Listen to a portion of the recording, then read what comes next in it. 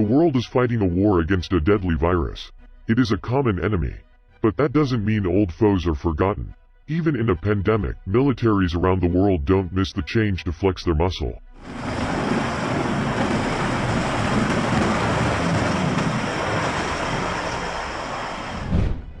The South China Sea remains a battleground. Japan is prepping to safeguard its turf with a hypersonic missile. It travels faster than 5 times the speed of sound and has been described as a game changer.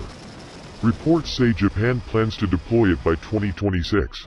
The missile is being viewed as a direct threat to the Chinese Navy in the South China Sea.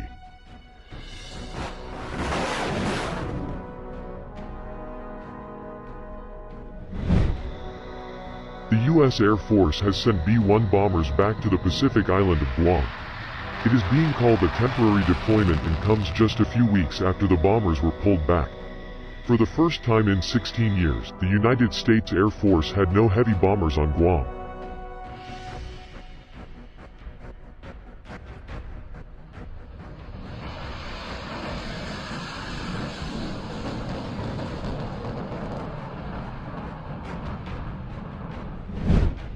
U.S. Pacific Air Forces have announced that 4 of the B-1s had arrived at the Andersen Air Force Base on Guam.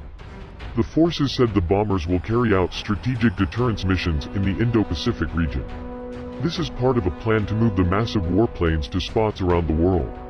Why? To send out a message of operational unpredictability. In other words, to keep the enemy guessing. How long the bombers will be stationed on Guam has not been specified. But as with most strategic moves, the timing here is crucial.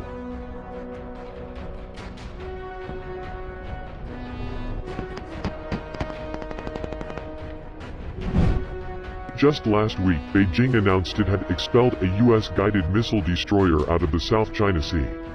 Tensions have been escalating. It's not just the South China Sea dispute. This military posturing also comes amid the raging blame game between the United States and China.